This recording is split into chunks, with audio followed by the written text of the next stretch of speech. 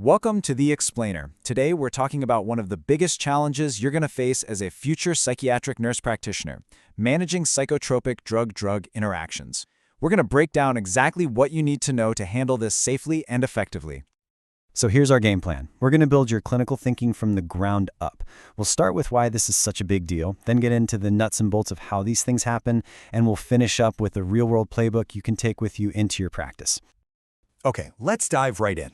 Before we get into all the nitty-gritty science, it's so important to get why this matters. We're talking about the real-world stakes here, and it all comes down to patient safety. And let's be really clear about how serious this is. We're not just talking about managing a few annoying side effects.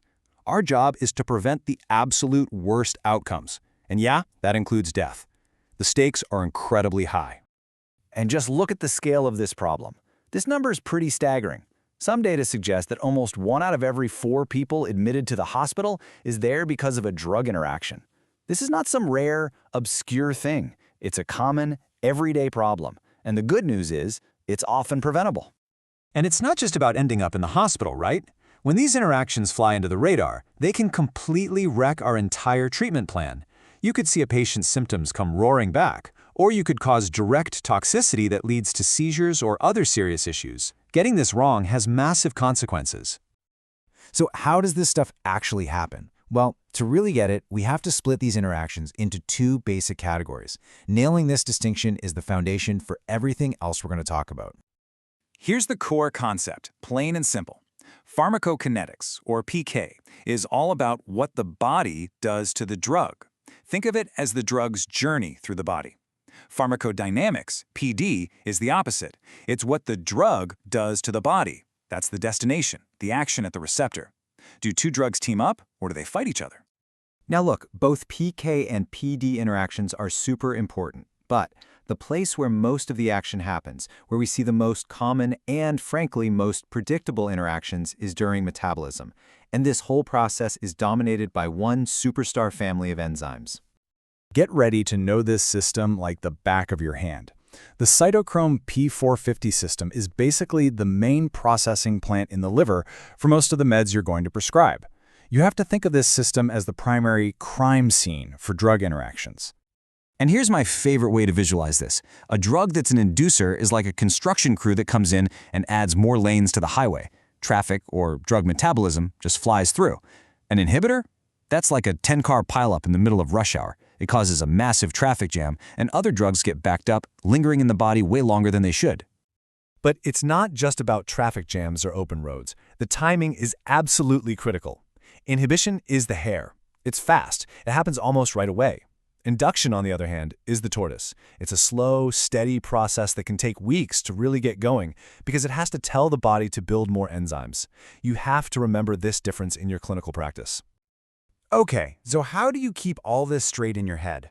I love this framework. Think in terms of victims and perpetrators. Victims are the drugs that are really vulnerable, like lithium, which has a super narrow safety window. Perpetrators are the usual suspects, the ones known for causing trouble, like fluoxetine or carbamazepine. When you see one of these perpetrators on a patient's med list, alarm bells should be going off in your head. All right, enough with the theory. Let's make this super practical. We're going to walk through a few classic, high-yield interactions that you will, without a doubt, see in your career. When you see these combos, you got to stop and investigate. First up, a classic interaction between 2 very common mood stabilizers.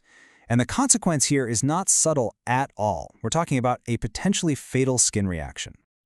So what's wild about this one is that it doesn't even involve that big CYP450 system we just talked about. Valproic acid blocks a totally different set of enzymes, the UGTs. This is lamotrigine's main exit route out of the body. So valproic acid essentially shuts down the exit ramp, causing a dangerous pileup of lamotrigine, and that's what skyrockets the risk of SJS. Okay, next up is a huge one. And this interaction isn't about another medication. It's about a common lifestyle factor that has a massive impact on a couple of our key antipsychotics. Now here's the detail that trips a lot of people up. It's not the nicotine. It's the actual smoke from burning tobacco. Those hydrocarbons in the smoke are potent inducers of the CYP1A2 enzyme. It basically puts the metabolism of clozapine and olanzapine into overdrive. It's not uncommon for a smoker to need a 50% higher dose just to get the same effect as a non-smoker.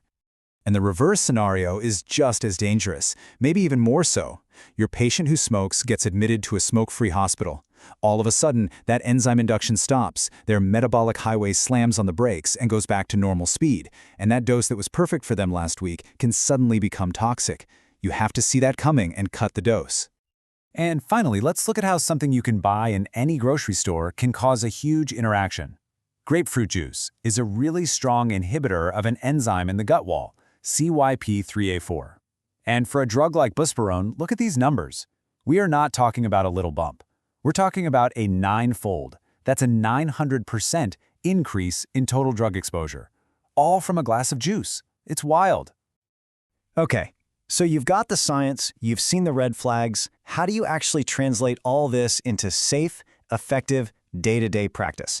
Well, it all comes down to having a consistent, systematic approach every single time you write a prescription. This right here, this is your playbook. It all starts with a bulletproof medication history.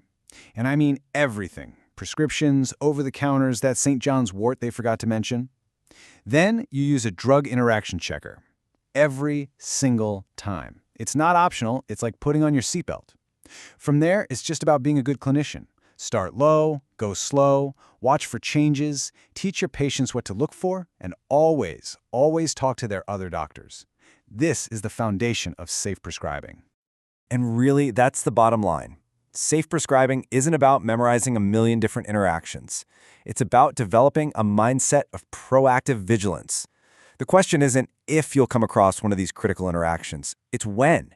Your job is to be ready for it. So keep learning, stay sharp, and always put your patient's safety first.